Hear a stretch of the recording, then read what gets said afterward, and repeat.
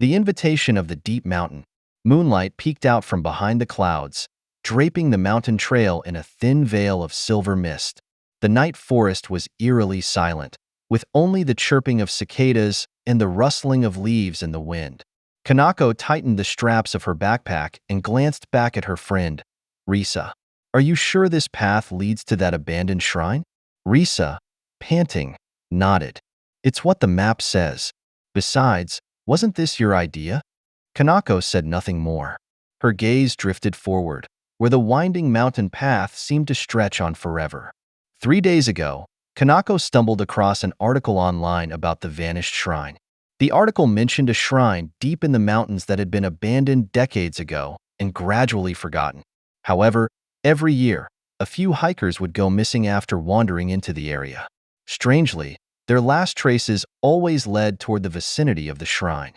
Kanako never believed in such ghost stories, but the more she didn't believe, the more curious she became. So, she roped in Risa, and the two of them decided to tackle the mountain over the weekend. Along the way, they noticed that the mountain trail had no signs and no other hikers in sight. Occasionally, they came across some broken wooden boards with faded Japanese characters, as if issuing a warning. But the words had been eroded by time, making them unreadable. The deeper they ventured, the heavier the atmosphere became. The air grew damp and cold, and even the sound of the wind had completely ceased. The forest was unnaturally silent, as if all living creatures had chosen to hold their breath. Kanako suddenly stopped. "Do you hear something?" Risa looked confused and shook her head. Kanako frowned, but she could clearly hear faint footsteps.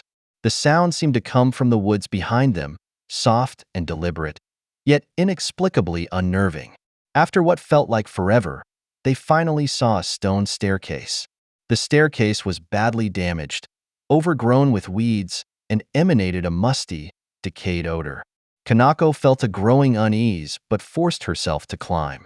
Risa followed closely behind, and step by step, they ascended until the legendary shrine finally appeared before them. The shrine was more decrepit than they had imagined. The roof had partially collapsed, the wooden doors were peeling, and moss covered the veranda. But what sent chills down their spines was the clearing in front of the shrine. It was filled with countless small stone piles, neatly arranged like tiny graves. "What is this?"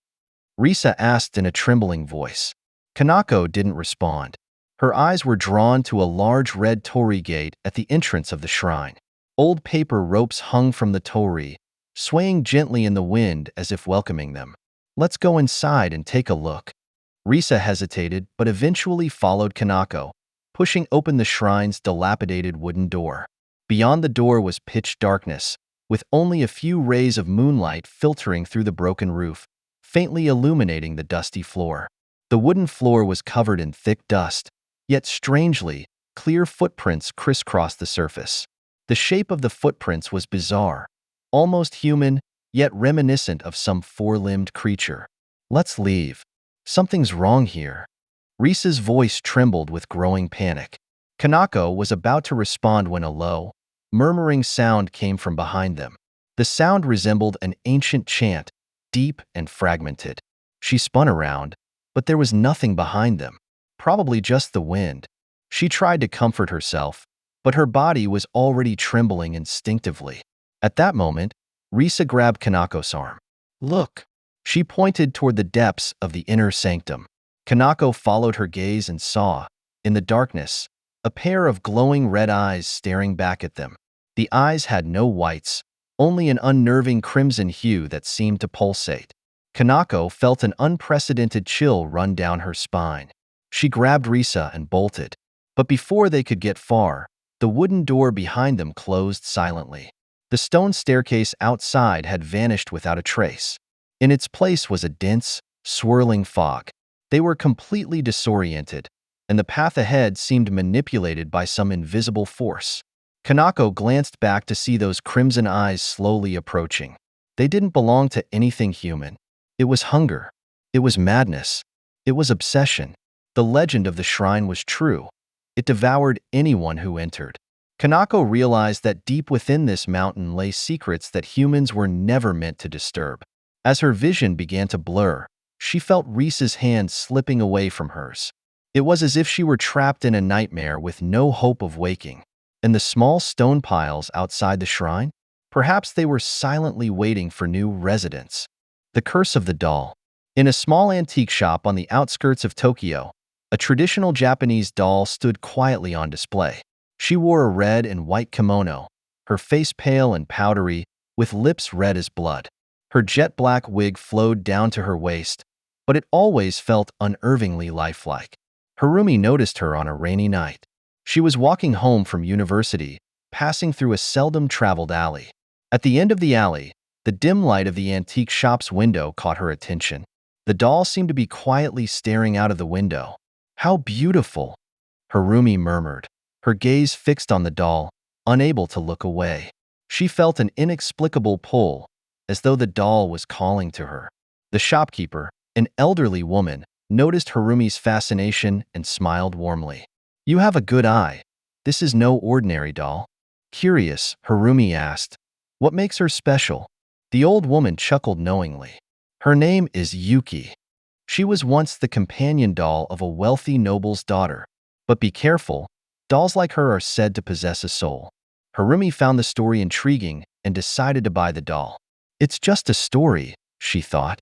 The doll was placed into an exquisitely crafted wooden box, and when handed to her, it felt unusually heavy, as if something unseen had come along with it. At home, Harumi placed the doll on her desk in her bedroom. "Yuki, this is your new home," she said softly, as if greeting a friend. The doll sat there quietly, the slight curve of her lips seeming to form a faint smile. But something felt different in the room. Even with the windows shut tight, Harumi felt a faint chill in the air. From that night onward, Harumi began having strange dreams. In her dreams, she stood before a decrepit old house. Inside, the house was filled with dolls, all as lifelike and sharp-eyed as Yuki. In the dream, she couldn't move, only sensing something slowly creeping up behind her. When she turned around suddenly, Yuki would always be standing there, smiling at her. Harumi grew increasingly uneasy. She felt that Yuki was not an ordinary doll. Her gaze seemed to follow Harumi's every move. Sometimes, when Harumi got up at night for a drink of water, she felt that Yuki's position was slightly different from before. A few days later, Harumi's friend Nana came over to visit. "You don't look well lately. Have you been overwhelmed with schoolwork?" Nana asked, but her eyes quickly fell on Yuki. "This doll, it's beautiful, but kind of strange. It feels like it's watching me." Harumi laughed and told Nana the story of how she found Yuki at the antique shop. After hearing it, Nana's face turned pale. "Did you know? There's a legend about dolls like this in Japan." "What kind of legend?" "It's said that if a doll's soul resonates with yours, it will see you as its friend." Nana paused, lowering her voice.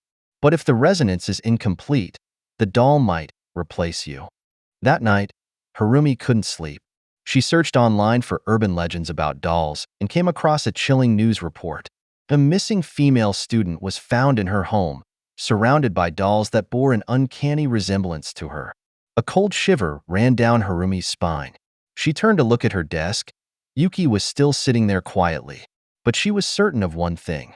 The doll's smile had grown more vivid. At midnight, Harumi suddenly woke up from a nightmare. She heard faint footsteps. Impossible. The room contained only her and Yuki. Cautiously, she glanced toward her desk. The doll was gone. Panicking, Harumi turned on the lights, flooding the room with brightness. But under the light, she saw the doll standing at her bedside, her head slightly tilted, wearing an eerie smile. The doll's eyes were glistening. They looked just like her own eyes reflected in the mirror. The next day, Nana came to Harumi's house and knocked on the door for a long time, but no one answered. When the police broke down the door, they found the room empty. Only the doll sat silently on the desk, her familiar smile etched on her face. Nana stared at the doll in horror. Impossible. This is Harumi's face. And in the doll's eyes, there seemed to be traces of fresh tears. The swing at midnight. In an abandoned park on the east side of the village, there was an old swing. The metal frame was rusty, and the wooden seat was worn and creaky. But every midnight, People said they could hear the swing moving by itself, as if an invisible child was playing on it.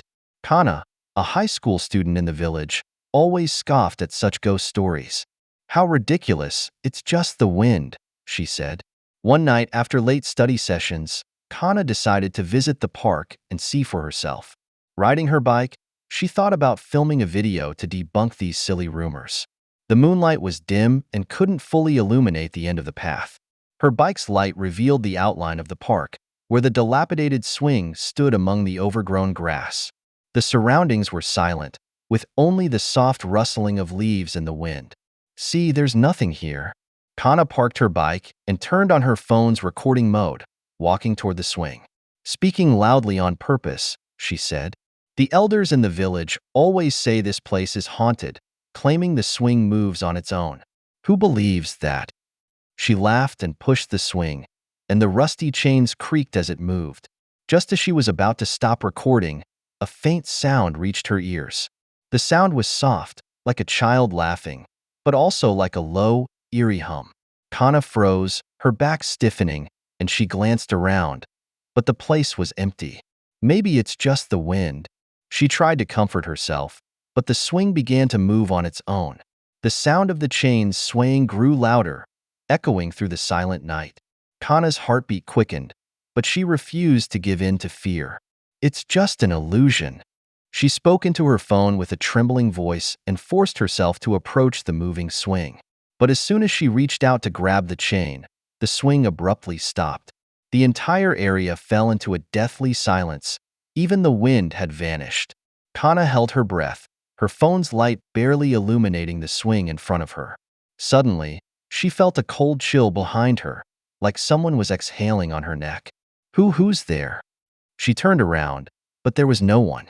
Yet, in that moment, a clear voice whispered in her ear, "Do you want to play with me too?" Kana's body froze instantly, and she stumbled backward, her foot hitting something soft. Looking down, she saw a small, dirty teddy bear lying on the ground, as if it had just been placed there.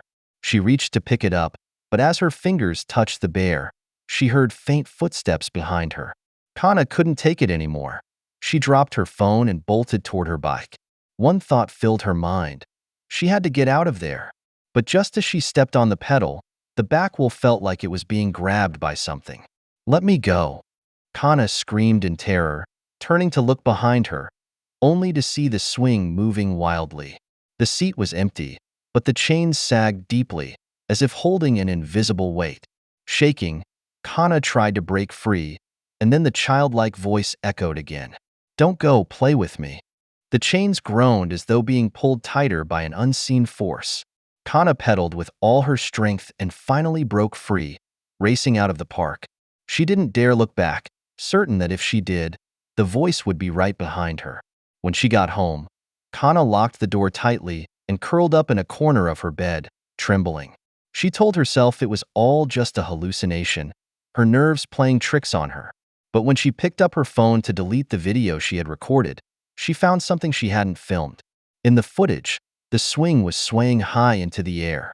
The camera slowly panned, as if guided by an invisible hand. Finally, it focused on the swing. On the once empty seat, a child in white clothes appeared, head bowed, smiling faintly at the camera. The smile was eerie and cold, as if saying, "Next time, it's your turn." All right, today's story ends here. Wishing all our dear listeners and viewers a peaceful and restful night. If you could leave a like, a positive review, and subscribe, your wishes will surely come true and fortune will follow. Good night.